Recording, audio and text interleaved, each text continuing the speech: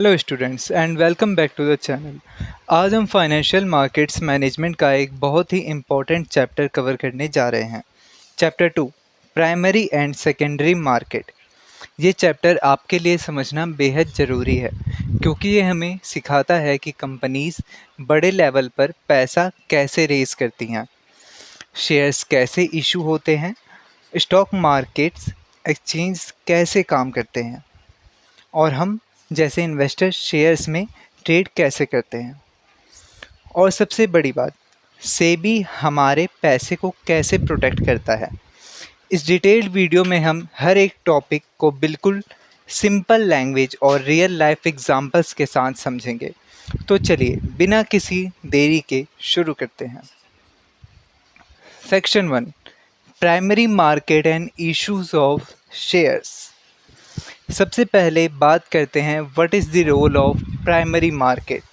Simple words में कहें तो प्राइमरी मार्केट वो जगह है जहां कंपनीज पहली बार पब्लिक को अपने नए सिक्योरिटीज़ या शेयर्स इशू करती है। क्योंकि यहाँ सब कुछ बिल्कुल नया होता है, इसलिए इसको न्यू इशू मार्केट भी कहा जाता है। हमारी इकोनॉमी में प्राइमरी मार्केट का एक बहुत बड़ा रोल होता है जो इन तीन बातों पर टिका है। कैपिटल फॉर्मेशन, जब भी किसी कंपनी को अपना बिजनेस बढ़ाना हो, नई फैक्ट्री लगानी हो या नई मशीनरी खरीदनी हो तो उन्हें बड़े फंड्स की ज़रूरत होती है। ये पैसा उन्हें प्राइमरी मार्केट के ज़रिए डायरेक्टली इन्वेस्टर से मिलता है। इन्वेस्टमेंट अपॉर्चुनिटी, ये हम जैसे नॉर्मल इन्वेस्टर्स को एक मौका देता है कि हम किसी कंपनी के शेयर्स डायरेक्टली कंपनी से ही खरीद सके। इकोनॉमिक डेवलपमेंट, जब कंपनीज के पास पैसा आ गया तो वो ग्रो करेंगी, कंपनी ग्रो करेगी तो एम्प्लॉयमेंट बढ़ेगी, इंडस्ट्रीज डेवलप होंगी और अल्टीमेटली हमारे देश की इकोनॉमी आगे बढ़ेगी। एक एग्जांपल से समझते हैं। मान लीजिए एबीसी कंपनी को एक नई फैक्ट्री लगाने के लिए 50 करोड़ की ज़रूरत है। कंपनी ने तय किया कि वो पब्लिक को शेयर्स इशू करेगी। लोग अपना पैसा इन्वेस्ट करते हैं, कंपनी को 50 करोड़ मिल जाते हैं और फैक्ट्री का काम शुरू हो जाता है। ये जो पूरा प्रोसेस है इसी को हम प्राइमरी मार्केट कहते हैं। अब आते हैं नेक्स्ट टॉपिक पर, what is mean by issue of shares. Issue of shares का मतलब होता है कंपनी की ओनरशिप, मालिकाना हक, जो छोटे छोटे यूनिट्स में बांटकर इन्वेस्टर्स को ऑफ़र करना। जब आप किसी कंपनी के शेयर्स खरीदते हैं तो आप उसके शेयर होल्डर बन जाते हैं, यानी आप उस कंपनी के पार्ट ओनर बन जाते हैं। शेयर्स को इशू करने के तीन मेन तरीके होते हैं। पब्लिक इशू, ये जनरल पब्लिक के लिए होता है जिसे हम आम तौर पर आईपीओ कहते हैं।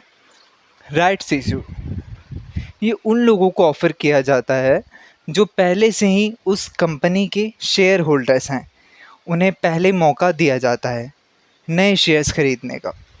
प्राइवेट प्लेसमेंट, इसमें कंपनी बड़े बड़े सेलेक्टेड इन्वेस्टर्स या इंस्टीट्यूशंस को क्वाइटली शेयर्स बेच देती है, जनरल पब्लिक को नहीं बेचती। Section 2, issue price, IPO and prospectus. अब बात करते हैं इशू प्राइस की। इशू प्राइस का सिंपल मतलब है वो दाम प्राइस जिस पर कंपनी अपने शेयर्स इन्वेस्टर्स को बेच रही है। ये प्राइस तीन तरीक़ों से तय हो सकता है और ये डिपेंड करता है कि शेयर की फेस वैल्यू पर, जो शेयर की ओरिजिनल वैल्यू होती है एट पर। जब इशू प्राइस और फेस वैल्यू दोनों बराबर हों, जैसे 10 रुपये की फेस वैल्यू का शेयर 10 में ही मिल रहा है एट प्रीमियम। जब कंपनी की मार्केट में बहुत ज़्यादा डिमांड होती है तो वो हायर प्राइस चार्ज करती है, यानी इशू प्राइस फेस वैल्यू से ज़्यादा होता है।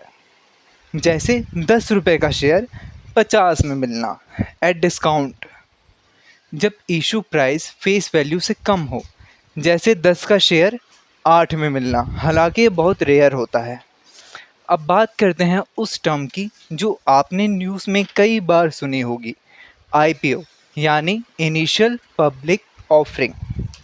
जब एक प्राइवेट कंपनी पहली बार पब्लिक के पास जाती है और अपने शेयर्स ओपन मार्केट में ऑफर करती है तो उसे आईपीओ कहते हैं। मान लीजिए X Y Z private limited अब एक बड़ी पब्लिक कंपनी बनाना चाहती है, तो वो अपना आईपीओ लाएगी। इससे कंपनी को फंड्स मिलते हैं, बिजनेस एक्सपेंड होता है, मार्केट में उनका नाम बढ़ता है और आम जनता को कंपनी की ग्रोथ का हिस्सा बनने का मौका मिलता है। लेकिन किसी आईपीओ में इन्वेस्ट करने से पहले हमें कैसे पता लगेगा कि कंपनी कैसी है? इसके लिए कंपनी एक डॉक्यूमेंट निकालती है जिसे प्रोस्पेक्टस कहते हैं। प्रोस्पेक्टस एक तरह से कंपनी का ऑफिशियल बायोडेटा या रिज्यूमे होता है। इसमें कंपनी की सारी डिटेल्स, उनकी फाइनेंशियल हिस्ट्री, आगे का प्लान, बिजनेस में हमें क्या क्या रिस्क्स हैं और शेयर्स का प्राइस क्या होगा, ये सब लिखा होता है। इसको पढ़कर ही इन्वेस्टर्स एक सही डिसीजन ले पाते हैं। जब आईपीओ सक्सेसफुली ख़त्म हो जाती है तो अगला स्टेप होता है लिस्टिंग ऑफ सिक्योरिटीज़। लिस्टिंग का मतलब है कंपनी के शेयर्स को ऑफिशियली स्टॉक एक्सचेंज पर ट्रेडिंग के लिए अलाउ कर देना। जब आप देखते हैं कि किसी कंपनी के शेयर्स एनएससी या बीएसई पर ट्रेड हो रहे हैं तो इसका मतलब वो लिस्टेड है। लिस्टिंग से मार्केट में लिक्विडिटी आती है, ट्रेडिंग आसान हो जाती है और लोगों का कॉन्फिडेंस बढ़ता है क्योंकि सब कुछ ट्रांसपेरेंट होता है। Section 3, SEBI and secondary market. अब इतने बड़े मार्केट में कोई फ्रॉड ना हो, इसकी जिम्मेदारी किसकी है? ये काम है सेबी का, securities and exchange board of India. SEBI stock market का सबसे बड़ा रेगुलेटर या पुलिसमैन है।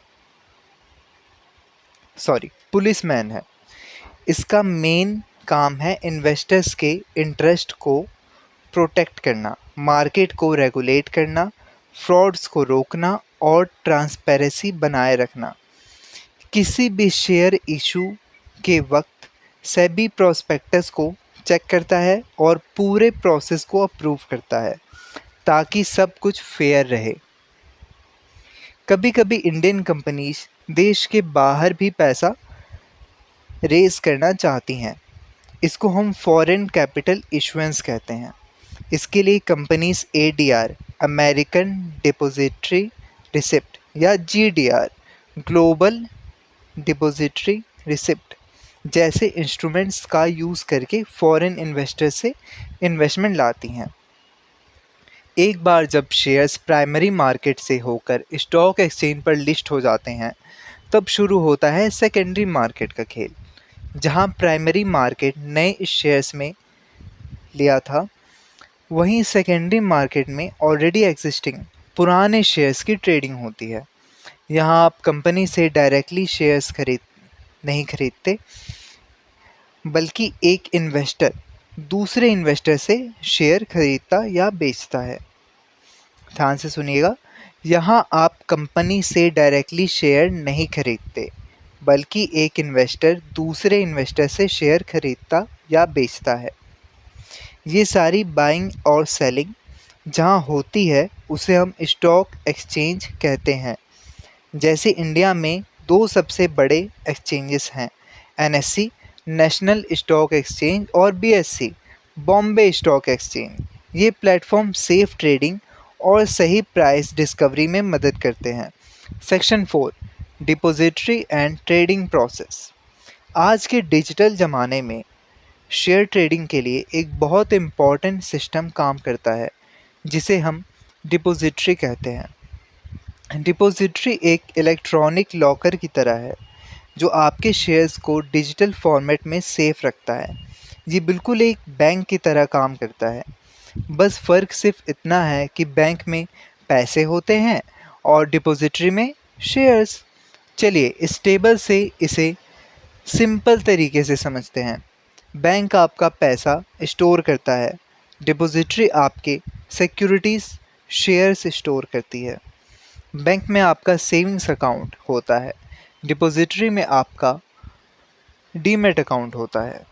बैंक में आप मनी ट्रांसफ़र करते हैं, डिपॉजिटरी डिपॉजिटरी से आप शेयर्स ट्रांसफ़र करते हैं। इंडिया में दो मेन डिपॉजिटरीज़ हैं, एनएसडीएल और सीडीएसएल। अगर आपको स्टॉक ट्रेडिंग शुरू करनी है तो इसका प्रोसेस बहुत सिंपल है। सबसे पहले आपको एक डीमैट अकाउंट और एक ट्रेडिंग अकाउंट खुलवाना होगा। इसके बाद आप अपना ऑर्डर प्लेस करके आराम से शेयर्स बाय या सेल कर सकते हैं। लेकिन हाँ, एक ज़रूरी प्रिकॉशन, इन्वेस्ट करने से पहले हमेशा कंपनी की परफॉर्मेंस चेक करें, रिस्क्स को समझें, मार्केट के रूमर्स, अफवाहों से बचें और हमेशा अपने इन्वेस्टमेंट्स को डाइवर्सिफाई करें, यानी सारा पैसा एक ही स्टॉक में ना लगाएं, अलग अलग जगह लगाएं, अलग अलग सेक्टर्स में। Section 5, products, corporate actions and grievances. Secondary market में सिर्फ इक्विटी शेयर्स ही ट्रेड नहीं होते, जहां आपको ओनरशिप, डिविडेंड और कैपिटल एप्रिसिएशन मिलता है, बल्कि इसमें और भी प्रोडक्ट्स होते हैं, जैसे डेब्ट इन्वेस्टमेंट्स, जैसे बॉन्ड्स और डिबेंचर्स, जहां रिस्क कम होता है और आपको एक फिक्स्ड रेगुलर इंटरेस्ट मिलता है। इसके अलावा म्यूचुअल फंड्स और डेरिवेटिव्स भी इसी मार्केट का हिस्सा हैं। जब आप किसी कंपनी के शेयर्स होल्ड करते हैं तो कंपनी कुछ कॉर्पोरेट एक्शंस लेती है जो आपको डायरेक्टली अफेक्ट करती है, जैसे डिविडेंड बांटना, देना, बोनस शेयर करना या स्टॉक स्प्लिट करना। ये फ़ायदे किस किस इन्वेस्टर को मिलेंगे, ये तय करने के लिए कंपनी एक बुक क्लोज़र या रिकॉर्ड डेट फिक्स करती है। अगर इस डेट पर आपका नाम शेयर होल्डर लिस्ट में है तो ही आपको ये बेनिफिट्स मिलेंगे। पूरे स्टॉक मार्केट की परफॉर्मेंस को ट्रैक करने के लिए हम इंडेक्स का यूज़ करते हैं, जैसे बीएसई का इंडेक्स है सेंसेक्स और एनएससी का इंडेक्स है निफ्टी। ये मार्केट के मूड को दिखाता है। जब आप मार्केट में कोई ट्रेड करते हैं तो बैकग्राउंड में एक प्रोसेस होता है जिसे क्लियरिंग एंड सेटलमेंट कहते हैं। इसका काम होता है बायर के अकाउंट से पैसे काटना और सेलर के डीमैट अकाउंट से शेयर्स को सेफली ट्रांसफ़र करना। अब आते हैं एक ज़रूरी बात पर, अगर किसी इन्वेस्टर के साथ कोई धोखा हो जाए या डिस्प्यूट हो जाए तो क्या होगा? इसके लिए मार्केट में एक प्रॉपर रिड्रेसल सिस्टम है। अगर इन्वेस्टर और ब्रोकर के बीच कोई लड़ाई या डिस्प्यूट होता है तो उसे कोर्ट के बाहर सुलझाने के लिए आर्बिट्रेशन का रास्ता अपनाया जाता है। आर्बिट्रेशन का रास्ता, अगर कोई ब्रोकर डिफ़ॉल्ट कर जाए या भाग जाए तो इन्वेस्टर्स के नुकसान की भरपाई करने के लिए इन्वेस्टर प्रोटेक्शन फंड होता है। और अगर आपको ऑनलाइन कोई कंप्लेंट रजिस्टर करनी है तो आप सेबी के official portal scores, SEBI complaints redress system पर जाकर अपनी शिकायत दर्ज कर सकते हैं। Now conclusion and points to remember. तो स्टूडेंट्स, आज के चैप्टर को कंक्लूड करते हुए चलिए एक बार मेन पॉइंट्स को शॉर्ट में रिवाइज कर लेते हैं।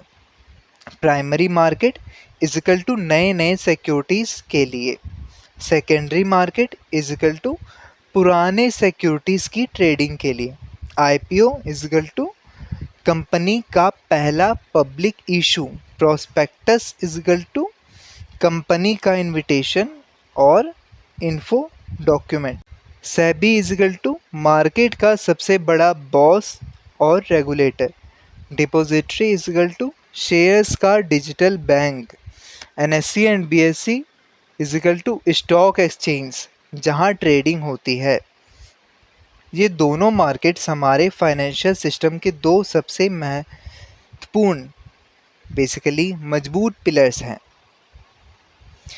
प्राइमरी मार्केट कंपनीज को ग्रो करने के लिए कैपिटल देता है और सेकेंडरी मार्केट इन्वेस्टर्स को लिक्विडिटी और वेल्थ जनरेट करने का मौका देती है। आई होप आपको ये चैप्टर 2 बिल्कुल आसान भाषा में समझ आ गया होगा। अगर आपको ये वीडियो हेल्पफुल लगी हो तो प्लीज़ वीडियो को लाइक करें, अपने एफएमएम के फ्रेंड्स के साथ शेयर करें और आगे के चैप्टर्स के लिए चैनल को सब्सक्राइब ज़रूर करें। Thank you so much. अच्छे से पढ़ाई कीजिए और मिलते हैं अगले चैप्टर्स में।